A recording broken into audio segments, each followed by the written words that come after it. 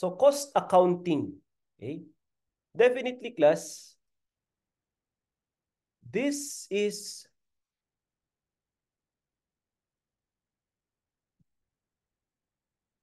analyzing, okay, recording, di ba? Posting, and journalizing, analyzing, recording, journalizing, posting the transactions. Okay? Transactions. Okay? Kaya siya accounting. Okay? However, we are accounting for the cost. Kaya, we focus on accumulation. Okay? Accumulation of cost to come up with a product. Okay? Cost. Iba po ang period cost sa product cost. As early as now, dapat alam natin, ang product cost, yan yung inventoryable. Ang period cost naman, mga kapatid, that is your expense. Okay? Ang tanong, ano ang cost? Okay? So we have here, cost is a monetary measure of amount of resources given up or forgone to attain some objectives such as acquiring goods and services. Okay? Say for example, when you purchase raw material, again, ang entry natin, debit raw material, okay? And credit cash. Okay? So that is cost. Acquiring the so-called goods. Ito po yun. Goods. Okay? While acquiring services, uy, baka naman meron kang babayaran. Okay? Salaries, labor cost. Okay? So possible na meron kang debit, okay, sa labor cost or salaries. Okay? Payable and credit cash. Okay? Yan. So, acquiring services. When notified by a term that defines the purpose, cost becomes operational. Acquisition cost, product cost, then cost of goods sold. So yung acquisition cost, ito po yung sinasabi nating bumili ka ng material, nag-acquire ka. Pero hindi pa lahat ng material ay na-convert mo na, okay, into finished product. Okay?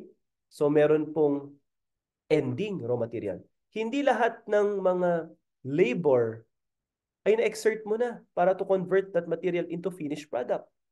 So yung nagastos mo lang, nabayaran mo lang na salaries, okay, in converting the so-called material to finished product, ang magiging part ng production cost. Okay? And hindi po lahat, okay, ng utilities, water bill, electric bill, depreciation, ay part ng product cost. Kasi pwede siyang period cost kung ang dinedepreciate na pinag-usapan natin kanina ay, okay, sa head office. Okay? At kung may product cost, nabenta na ba lahat? Eh sir, may beginning inventory, finished goods eh. Okay? Yung ending natin last time, magiging beginning natin current period. So, yun lang nabenta, kaya cost of goods sold. So, yung operation becomes operational. Okay? So, take note of this. Ngayon, aside from the definition of cost, okay, what is a cost object? A cost object is anything for which a separate measurement of cost is desired. Okay?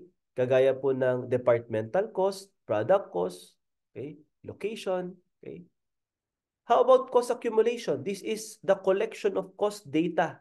Ina-accumulate mo ang manufacturing cost, okay? Cost accumulation ng ano?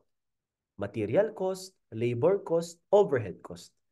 In some organized way through an accounting system. At kung accounting system, meron kang tinatawag class at i-discuss natin. Okay? Dito sa subject natin na to, yung job order costing system. Okay? Yan po ano? Or process costing system. Pang finals naman na po ito. or standard costing system. Yan po, no? Kung paano mo i-accumulate yung cost. Okay? Then, cost assignment, a term that encompasses both cost tracing. Okay? Yan ba assignment of direct cost to the cost object? Assignment of indirect cost to the cost object. Yan yung ginawa natin kanina, class. Uy, sa raw material, i-trace nga natin, direct cost ba siya? Direct material cost ba siya? Or ito ba indirect material cost? Dahil ang indirect material cost will form part of your factory overhead. Okay? So take note of this. Cost assignment din po, no? Yung baka naman hindi siya product cost. Baka naman siya ay period cost. I-trace ko nga. Okay? Connected ba ito sa factory overhead or factory production or sa head office siya? Okay? And you have here cost accounting system as mentioned kanina is the means by which cost accounting information is reported. Job order ba? Okay, process costing ba? Standard costing. Cost pool. What is cost pool? A group of costs associated with an activity. This is an account in which the variety of similar costs is accumulated prior to allocation of cost object. Kagaya po ng factory overhead. Okay? Meron tayong cost pool. Mapag-aaralan din natin tinatawag nating activity rate. No? The cost pool, magkano yung overhead cost, divide it by actual activity or budgeted activity. You have the activity based on the driver. Kaya ito po, a factor that causes a change in the cost pool for a particular activity. Kagaya po, say for example, no? Yung cost pool, that is the total cost associated with the activity. Cost pool po yun.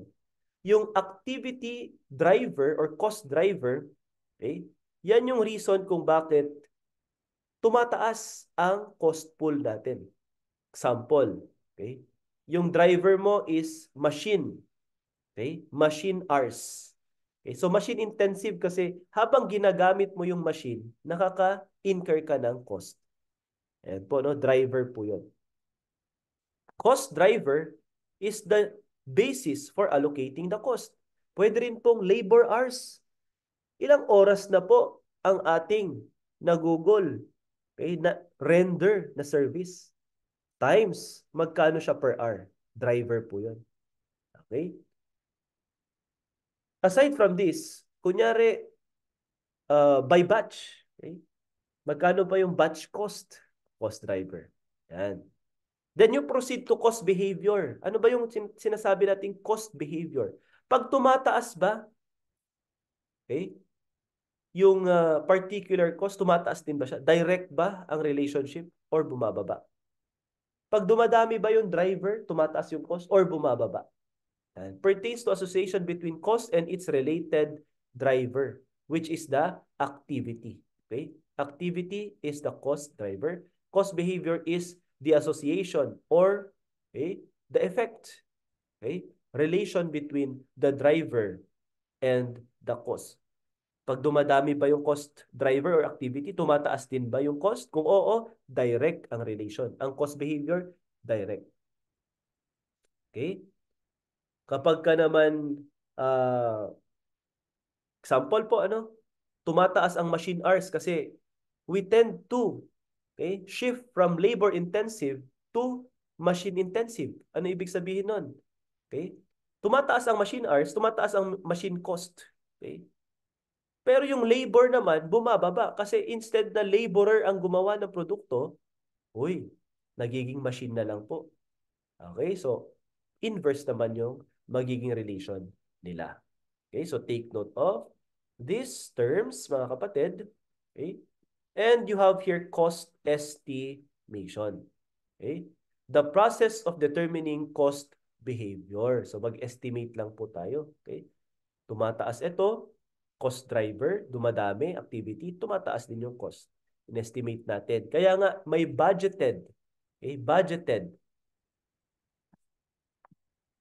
factory, overhead.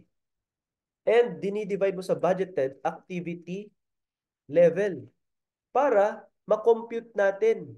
Okay? Let us have a recap. Ano diniscuss natin kanina? Yung predetermined overhead rate. So we are merely estimating muna. Eh sir, pwede pala yun? Mag-estimate ka muna? Oo, ang sabi ng normal costing, mag-estimate ka muna. Okay? Anyway, pagdating po sa actual billing at meron ng actual basis, i-adjust din natin. Kung significant, prorated. Kung insignificant, kay cost of goods sold. Okay? Now, cost behavior helps management in planning as they can be able to make more realistic budget. Yan.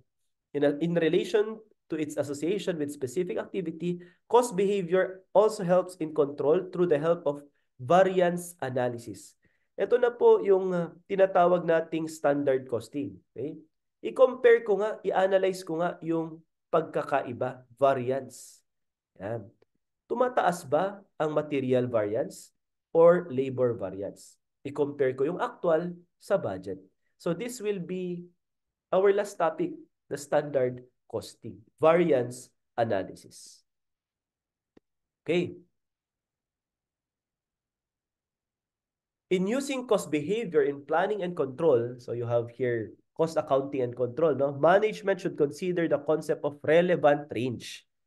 Meron tayong tinatawag kasi class na relevant range at saka yung tinatawag naman natin na outlier. Okay? It is the level of activity the entity is expected to operate. Okay? Relevant range also pertains to level of activity where cost behavior is considered valid. So yung behavior, pag tumataas, ang activity, tumataas din yung cost or vice versa. Valid yan basta't within the relevant range. Okay? Pero kung sakali class, no? Kagaya po nung nagkaroon ng pandemic, abay yung normal po, yung usual na cost ay nag-shoot up yung mga cost. Say for example ng mga uh, mask, face mask, food products, di ba? Eh kailangan mo yung mga yon sa produkto mo. Say for example, sa paggawa ng product, kailangan protected po yung yung laborer. Okay, naka-face mask siya. Okay, naka-face shield. Okay, o kaya naman may hairnet. Okay, yung usual na cost doon dati, abay nung nagkaroon po ng pandemic, eh nag-shoot up yung presyo. So, yung cost behavior, okay, that is now outside of the relevant range. Outlier ang tawag doon. Inote ko lang dito, class, ha? If it is outside, okay, the relevant range, this is known as outlier. And outlier should be disregarded kasi madidistort niya yung computation natin, yung behavior na normal, expected to operate in a normal range. Okay? Ngayon, at this point, let us classify cost. Okay? Classify cost. Ano ba yung mga iba't ibang klase ng cost? Okay? So, a while ago, we classified the business organizations.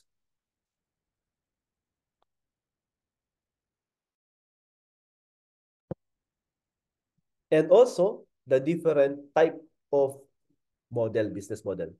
Now, let us classify the cost. The cost can be classified as two behavior. Okay? Variable, ibig sabihin, pag tumataas, okay, yung activity, number of hours, tumataas din yung cost. Okay? Or vice versa. Pag fixed naman, regardless of the activity, naka-fix na po yung presyo. Okay?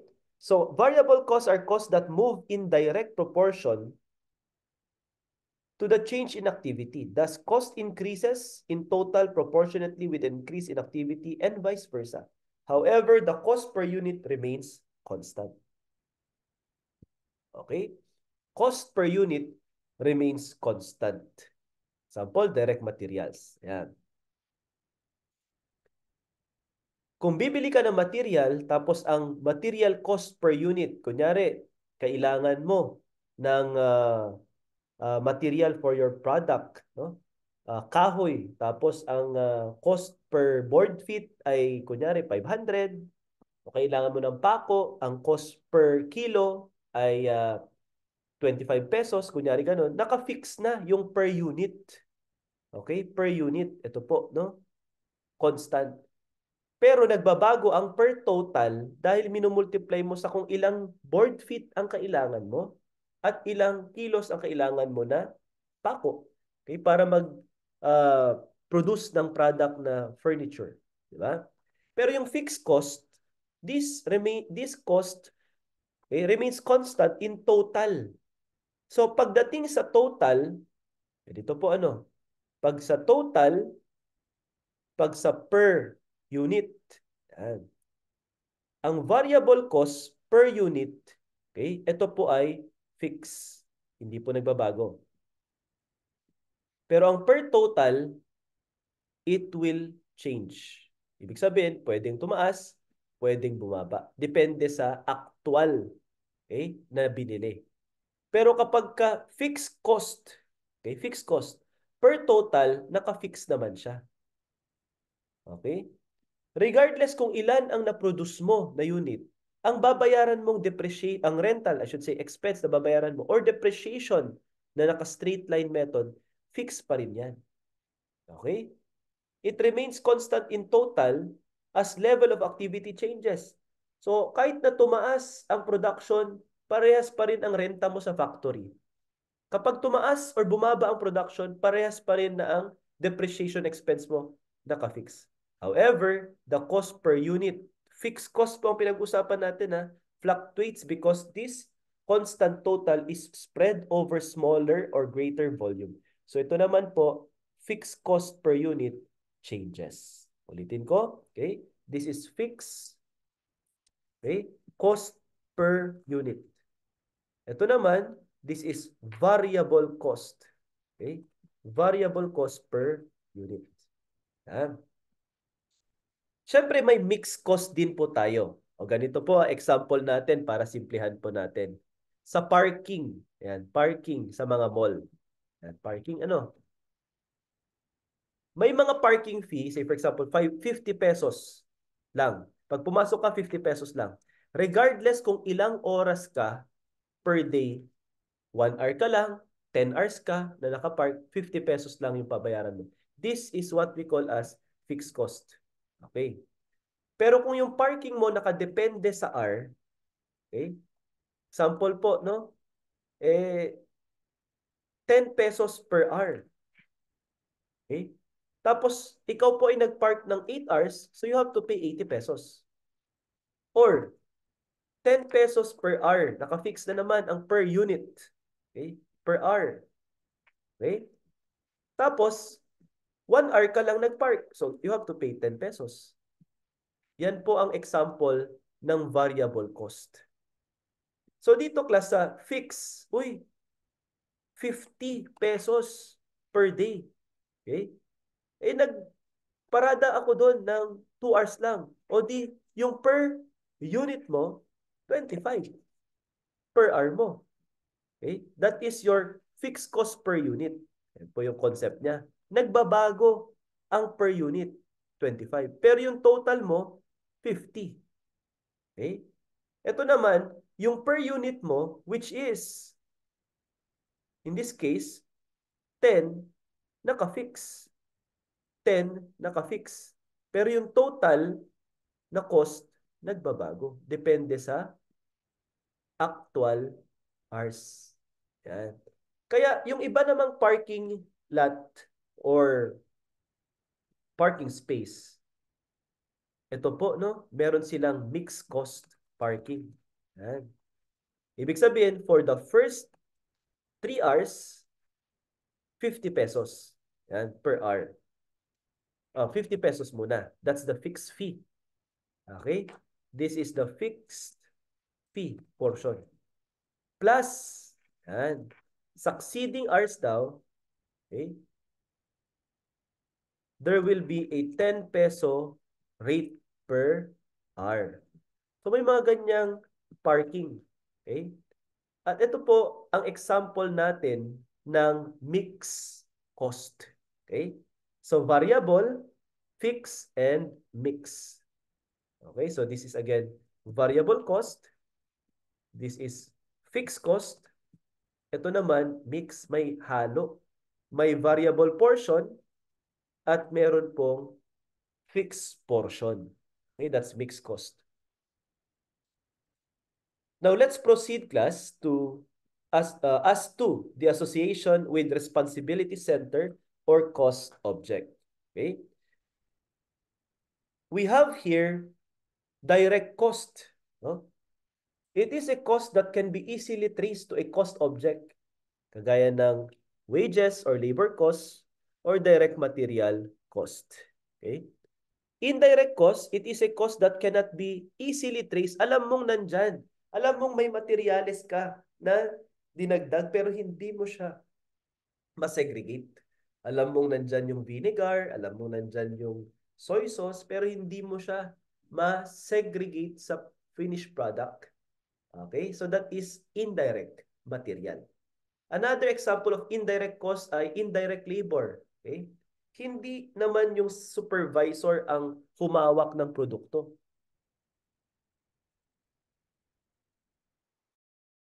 Hindi yung supervisor ang nag-operate ng machine. Pero sila po ay nandyan to supervise. Okay? To oversee yung ginagawang product. Okay? So yung salary nila, hindi po siya traced to a cost object, but treated as indirect cost or indirect labor. Common cost are indirect or non-traceable costs incurred for the benefit of more than one business unit. Kaya ang gagawin dyan, i-allocate mo kasi more than one business unit. Same with joint cost. Are indirect costs or non-traceable costs that arise from simultaneous processing or manufacturing of products produced from same process. Okay, joint cost po yun. This cost occurs when the production of one product makes inevitable the production of one or more other products are also produced. Say for example, mga kapatid, no?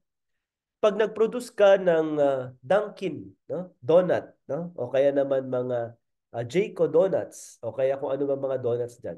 Di ba may Munchkins, di ba? This is the usual example of my professor when I was a student like you, no? No other than Mr. Earl Jimson Garcia. He was my professor in cost accounting. Okay? So, there is a joint cost. Okay? Sa paggawa ng donut, may cost ka sa mga labor, yung nagmamasa at nagpe-prepare. May cost ka din sa overhead. Okay? May cost ka din, mga kapatid, doon sa materials like yung mga harina, okay, and other materials na kailangan. Okay? Joint cost ang tawag doon. Pero pag nagbenta na ng produkto yung ganitong business, eh hindi lang naman iisang donut ang binibenta nila. May iba't ibang klase ng donut. Di ba? May munchkin, may donut na may butas sa gitna, meron din naman yung may fill, no? Like Bavarian, etc. So, itong mga ito, okay, ang gagawin mo, class, ay i-allocate mo sa mga produkto na yan. This cost occurs when production of one product makes inevitable the production of one or more other products. Okay? So, kung gagawin mo, class, yung may butas sa gitna, it is inevitable na tatanggalin mo yung nasa gitna na dough.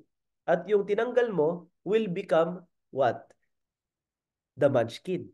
Okay? So, may joint cost sila dyan. Okay? So, take note of the joint cost. Next, as to controllability. Ibalikan muna natin. Controllability.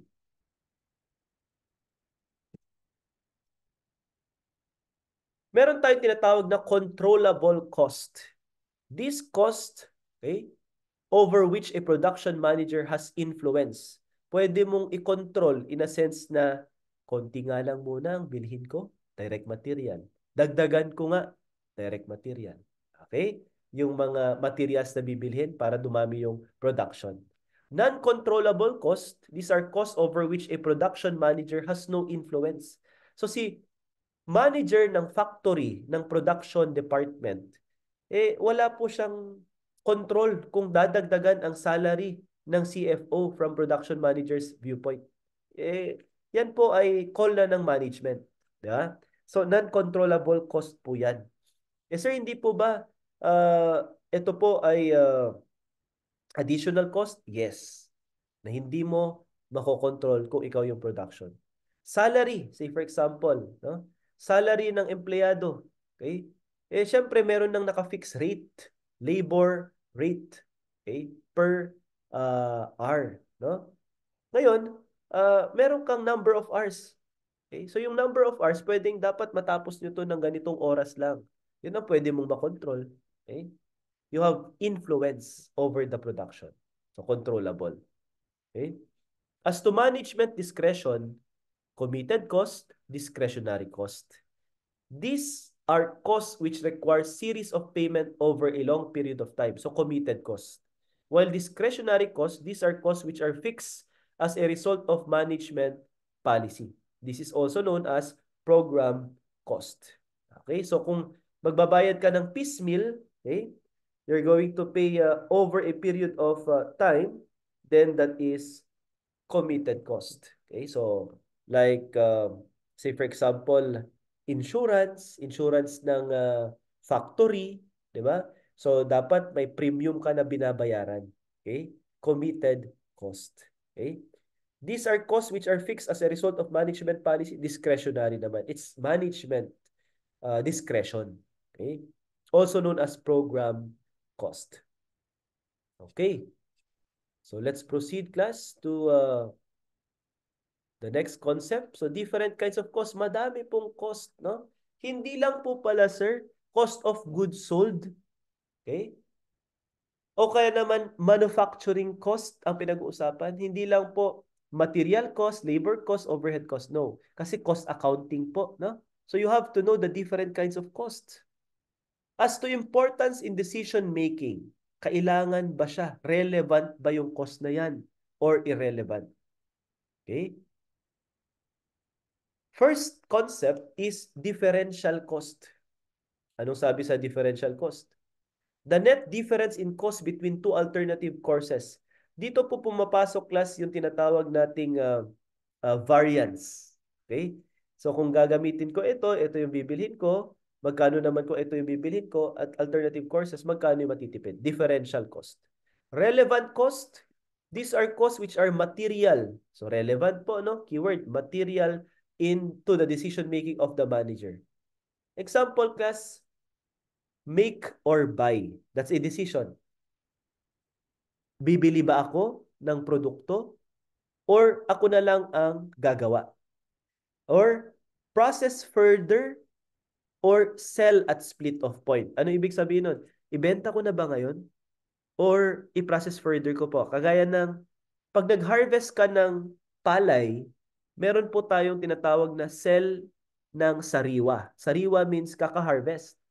Magkano siya bilhin kapag kaka-harvest lang? Ganito yung presyo. Mas mababa, syempre. Pero kapag pre-process further ko siya, ano ibig sabihin? Ibibilad natin, papaarawan, okay? May additional cost. Kasi yung cost ng laborer mo na magpapaaraw, bibilad yung palay, lalagay sa sako. Okay? So, sisweldohan mo sila. Labor cost. Ano pa? Hindi naman lahat mailalagay mo sa sako lahat. So, magkakaroon ng losses, di ba? So, mabibenta mo siya ng mas mahal. Di ba? So, ibig sabihin, relevant cost, material in the decision making. Okay? But if the cost do not affect the decision making, irrelevant. Okay? So, na-incur mo pa rin yung cost pero it will not affect your decision making. Okay? Kagaya po, say for example, class, no? In selling, yung mga selling advertising costs, whether ibenta ko ngayon or i-process further ko, mai-incur ko pa rin naman yung selling delivery cost. So, irrelevant sa decision making mo. Hindi mo siya isasama. Okay? Kasi additional cost mo siya. Yes, kapag ako po ay nagbenta ngayon, okay, sell ng sariwa, or i-process further ko, ibibilad ko, parehas pa rin, i-deliver ko pa rin yung palay doon sa, okay, pagbebentahan ko. Makaka-incur pa rin ako ng parehas na delivery cost. So that's irrelevant cost sa pagdesisyon. While sunk cost, ito po, tinatanong po hanggang board exam. It is a cost incurred in the past. Okay? Nagastos na. And cannot be changed by the future action. These are costs that are not relevant. So ang sunk cost ay relevant. Tapos na. Nagastos mo na. Okay? So hindi na yan relevant ngayon for decision making. Okay? Sunk, tapos na. Okay? Marginal cost, the extra cost. So pag sinabing marginal, extra. Incurred when one additional unit is produced. Out-of-pocket cost, okay? Out of pocket. Galing sa bulsa. So there is cash outlay. Okay, may ginastos ka out of pocket. And opportunity cost, there is a difference class sa sunk cost, okay, at opportunity cost. Okay? Yung sunk cost na incur mo na, incurred. Okay? Opportunity cost, this is the foregone benefit. Okay? Foregone benefit. Yan. Nawala po yung opportunity na kumita ka. Bakit? Kasi pinili mo yung isang alternative. Ayan po, no? Example po, opportunity cost. Ngayon, mga kapatid, nag-aaral po kayo. Tinuturuan ko po kayo. Pero pwede na po sana kayong nagtatrabaho eh. 'Di ba? At kumikita na po dapat kayo ng pera sa sweldo. Pero, fino-forgo nyo yun. Okay? Because you chose, okay, an alternative course after enrolling this semester. Nakapili ka na. Ano yun? Ipagpatuloy ang pag-aaral at graduate and makahanap ng mas magandang trabaho or mag-business. Okay? After accumulating, gaining knowledge, okay, sa pag-aaral. So yung opportunity cost mo is the foregone benefit by choosing this course of action instead na ito. Yan po, no? Ganun po yung concept ng opportunity cost. Pero yung sunk cost, nagastos mo na. Okay? Ibig sabihin, nabayaran mo na yan dati. Tapos hindi mo na mababawi, sir? Hindi na. Kasi bayad na eh. Example, no? Nag-deliver ka. Okay? Additional courier or charge na delivery fee. Okay? Additional cost mo yan. Okay? Pero ngayon, hindi mo na mababawi yun kahit na mag-deliver ka ng ibang produkto sa ibang tao kasi nga na-incur mo na siya. That's sunk cost. And it's already irrelevant for the current decision making. Kasi nagastos mo na yan dati. Okay? So take note of this mga kapatid ha. Differential cost, relevant cost, irrelevant cost, sunk cost, marginal, out-of-pocket cost. And of course, opportunity cost. Okay? So ayan po. Example po, opportunity cost, no? Okay? Mag-aaral ba ako ngayon? Okay? Ng cost accounting? Para pagdating ng quiz, naka-ready na ako? Okay? Or gagala muna ako? Kasi sayang yung opportunity na wala pa namang quiz eh. Di ba? Okay? Pinili mo mag-aral ng subject na cost accounting. So yung oras mo, okay, ginugol mo sa pag-aaral. There is a foregone benefit na sana gumagala ka na lang. Opportunity cost ang tawag doon. Or vice versa. Pinili mo yung gumala kaysa mag-aral. Opportunity cost. Pagdating ng exam, mahirapan tayo. Swerte natin kung syempre, pumasa ka pa rin. Okay? Even if you exerted lesser effort, di ba? Pero sometimes, okay, effort, okay, it pays to exert effort, okay? And to study, prepare in advance. Okay? Para walang opportunity cost na masaya. Ayan po, no? Number 6. Ayan po. And then, as to financial statement, ito nabanggit ko na kanina class, no? As to financial statement classification, yung cost po ba ay product cost? Okay? These are cost of goods manufactured or cost of goods purchased for resale. Na-discuss na natin yan kanina. Kung kasama siya sa pag-compute ng finished goods, that is a product cost. Pero kung siya ay part ng expense, no? Expense, that is a period cost. These costs are inventoried until the goods are sold. Yan po, no? Direct material, direct labor, overhead. Freight in kasama sa raw material purchase. While period costs, all other non-product cost in an organization such as selling, and po yung sinabi natin kanina, advertising, marketing cost, and general admin costs. Such costs are not inventoried but are expense at the time as time passes. Okay? Now, let us go back to cost classification as to behavior. So ito po, no? Kanina na-discuss na natin variable cost. Costs that are directly related or directly vary in total with respect to activity. Fixed cost naman that remain constant in total but varies per unit. Yan. Step variable cost. Costs that are closely classified as variable characterized by small increment. So variable siya. At this level, ganitong production, ito yung cost mo. Kung first 10,000 units, ito yung cost na ma-incur. 10,001 and up to 15,000, ito naman yung next. So step variable. 15,001 and to 20,000, ito naman yung ma-incur mong cost. So that is step variable. Okay? While step fixed cost that remain constant for a period but is subsequently affected by level of activity, characterized by prolonged constant level of cost. Okay? So, ganun din, step, nag-i-increase habang tumataas yung ating level of activity. Okay.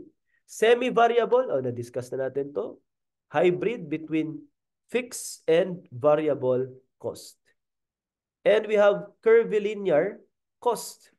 Cost depicted by a curved graph incorporating concept of marginal cost. So pang MS na po ito, no? So curvilinear, depende po sa curve. Yung pag graph natin yung cost, nag-curve na siya. So curvilinear cost ang tawag natin doon. Okay? So we will focus more on variable, fixed, and mixed cost. Okay, so yan po. Now, let's proceed, class, to cost estimation. Sir, sabi nyo kanina may mixed cost. Tama. May portion na fixed, may portion na variable. Paano po namin ise-separate yung portion na fixed sa portion na variable? Depende po sa method. Okay?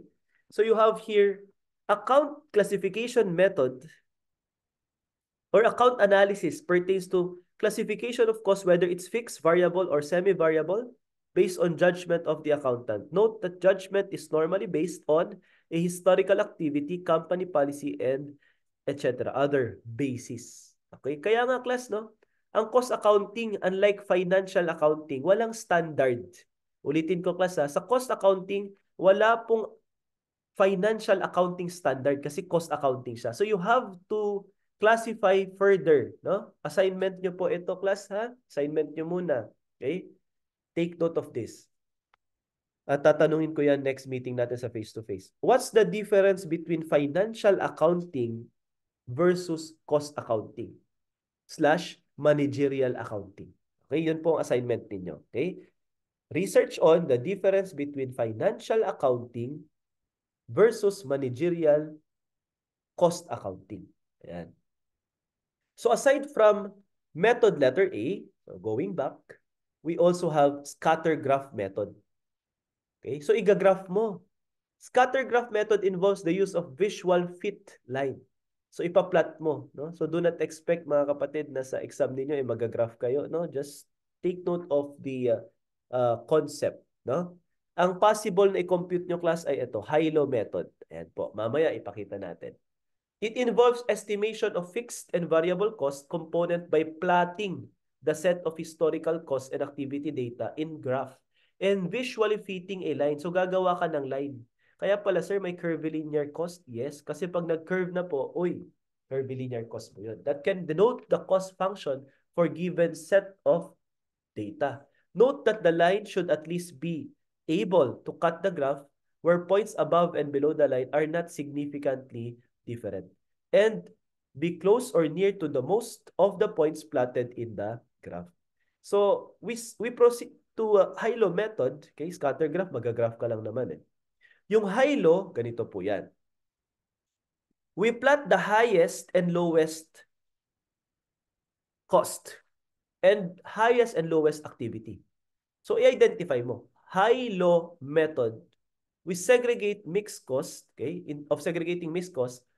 It is similar to that of computing slope, the rise over run, na pinag-aralan nyo po sa math, sa math. O kaya naman yung mathematics of investment or sa high school ninyo, no? The simple formula is depicted as follows.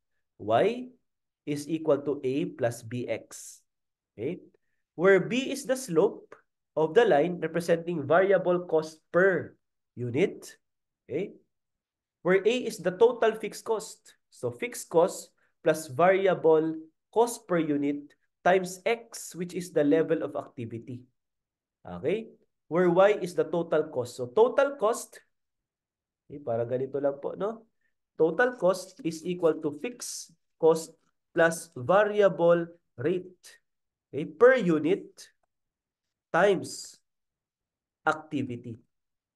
Activity. Ayan po, no? That is how you compute, no? Yung tinatawag nating total cost. So, kung may total cost, i-deduct mo yung fixed cost, ma-work back mo yung variable cost. Ano po, no? Kung may total cost naman, i-deduct mo yung variable cost, fixed cost naman siya. Now, ito po yung high-low method. Okay? Kaya pala siya, sir, high-low. Okay? We have B, the variable cost, okay, per unit. Iko-compute mo muna. Okay?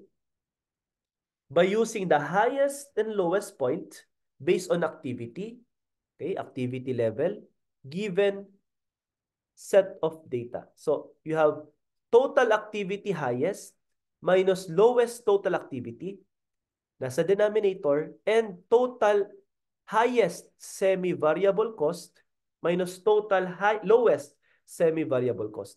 So, highest cost, okay, this is what I call as Hiko-Loco, no? Method. Highest cost minus lowest cost. Ayan po, Hiko-Loco. Yan. Highest cost minus lowest cost, divide this by, okay, highest activity, okay,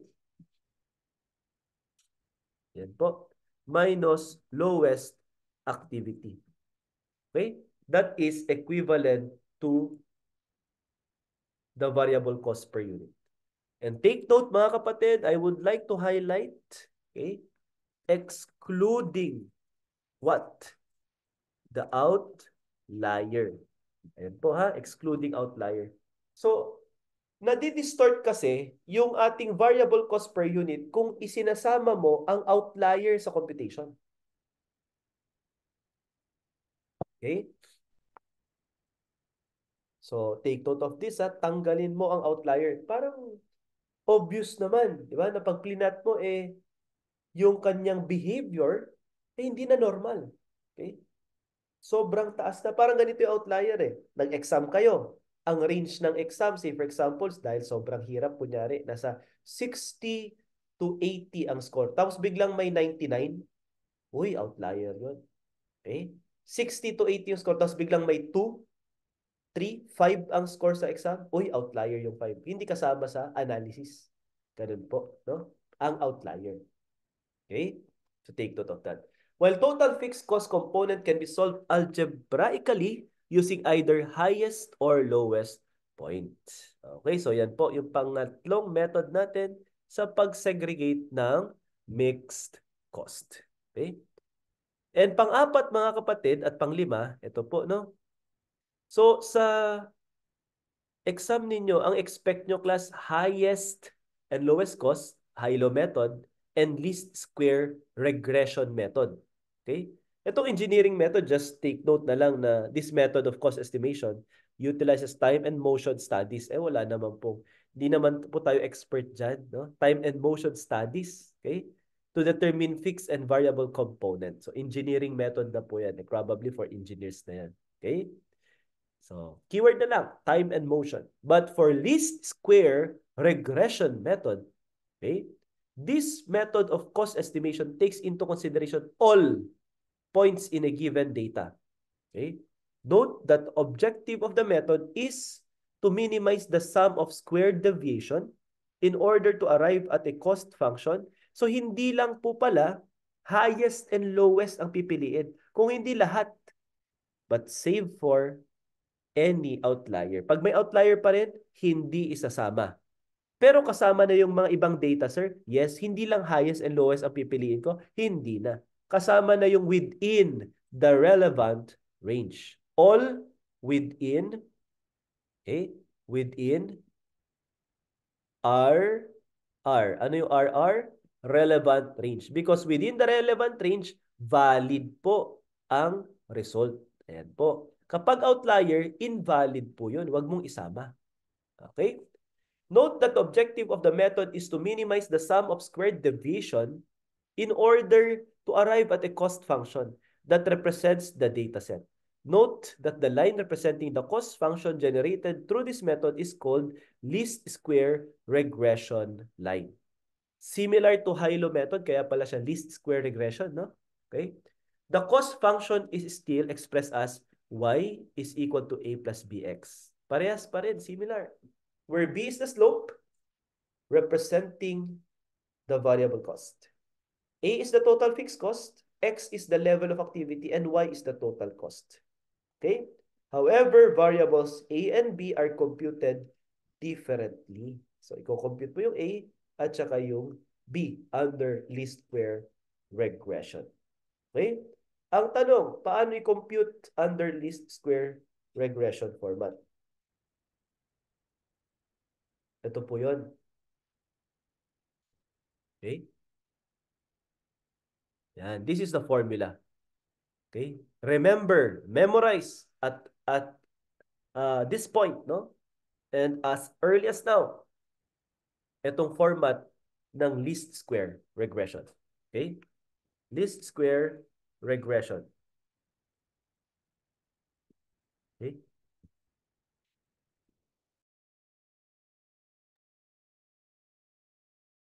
Tandaan mga kapatid, ang tinatawag nating A na Bex.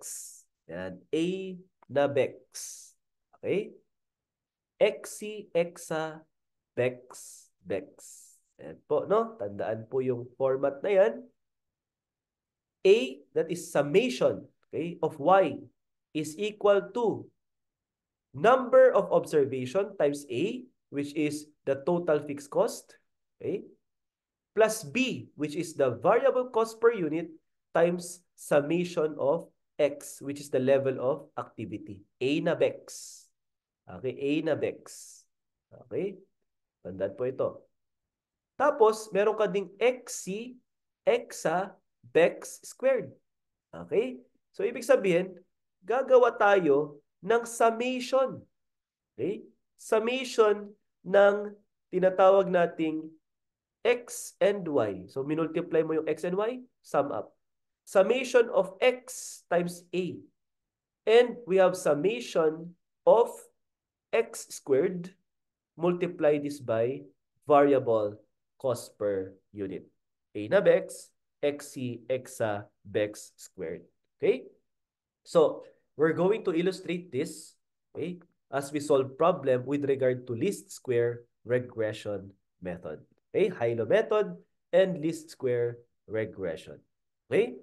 So, advanced topic class, just to, okay, present to you, no, additional information. We have multiple regression. It is the same with normal regression analysis but utilizes more than one independent variable. Goodness of fit or the coefficient of determination method, which is used to measure the goodness of fit of a cost function generated from the regression analysis. The formula to compute the goodness of fit is r squared is equal to 1 minus summation of y minus y squared. Divide this by summation of y minus y hat squared. Yan po. Pero hindi nyo na dapat i-expect class na may ganyan po sa exam. Okay? Kasi advanced topic na po yan pang MAS. Coefficient of correlation. The coefficient of correlation measures the strength of relationship between two variables. Okay? And pitfalls to avoid in cost estimation. Ano po yung mga dapat iwasan? Okay? At take note, incomplete information. Hindi mo mako-compute correctly kung incomplete. Existence of outlier. I have mentioned, dapat tanggalin po kung may outlier. Allocation and discretionary cost. And of course, inflation.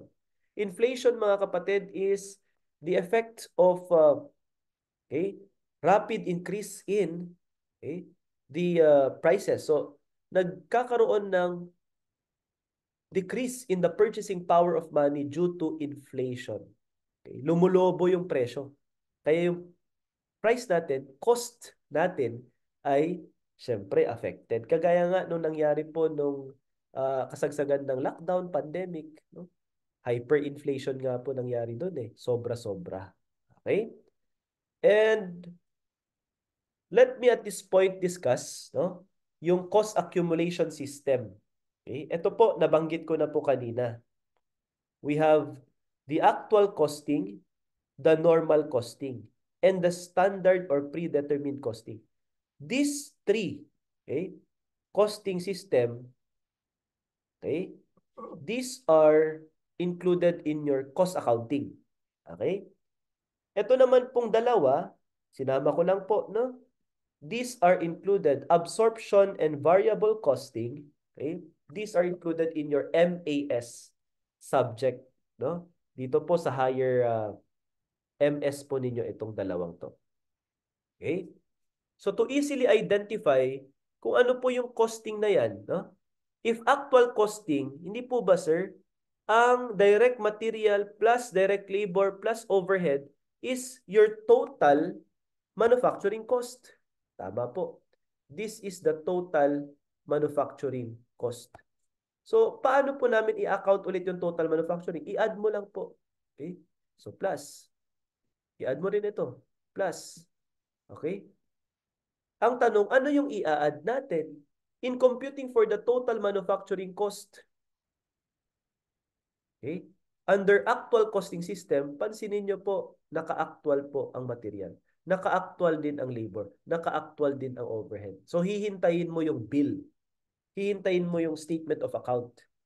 In which, matatagalan tayo mga kapatid kasi nga, syempre, yung Meralco bill, Maynilad, it will take time para magpadala sila. Kailangan mo na ng cost ng product, okay, para makapag-mark up ka, okay, mapatungan mo yung presyo para may selling price ka na, para mabenta mo na sa market. Kaya, ang ginagawa class ay, instead of actual costing, normal muna tayo, actual sa material kasi alam mo naman yung resibo, nandyan naman yung presyo ng materials na binili, alam mo din ang sweldo per hour ng mga empleyado, pero yung overhead, ayan, nag-a-applied ka na. Pag sinabi nating applied, okay, nag-estimate tayo. Tsaka na natin i-adjust sa dulo. Yan. And standard costing, predetermined, puro po yan. Okay? Estimate lang. Okay? Magkano kaya ang estimated material? Magkano naman kaya ang estimated labor? Magkano naman kaya ang estimated or standard overhead? Okay, so that is for cost accumulation system, ANS. Ang acronym natin dyan, class, ay ANSAVE. No? ANSAVE. Ano po yung ANSAVE? Actual, normal, standard, okay? And absorption, V, variable costing. Okay? So absorption costing or full costing, okay? Variable costing or direct costing, kapag material, variable. Kapag labor, variable. Pero pag overhead, mix po ang isasama mo dyan sa overhead. May portion na fixed, may portion na variable. Pero pag variable costing, lahat ay puro variable. And I will leave this to your MAS, okay, professor, okay, sa subject nyo na MAS, yung absorption and variable costing. Okay? So, just in case lang po, okay, sa cost accounting, ito yung focus natin. Kung may maligaw man mga kapatid na absorption and variable costing, just take note of this format. Okay? Absorption, variable, variable sa material and labor, and factory overhead, mix. Okay? Kaya ang mako-compute mo dito, class, kapag dineduct mo ang sales at saka cost of goods sold or cost of sales, gross profit. Yan po yung absorption costing or gross income. Okay? Pero dito naman, ang ide-deduct mo from sales ay variable cost. Kaya ang mako-compute mo is contribution margin. Contribution margin. Okay? So, this is for the first part, okay, of our cost accounting topic. No? Yung cost accumulation system, and of course, yung different kinds of cost natin. Okay?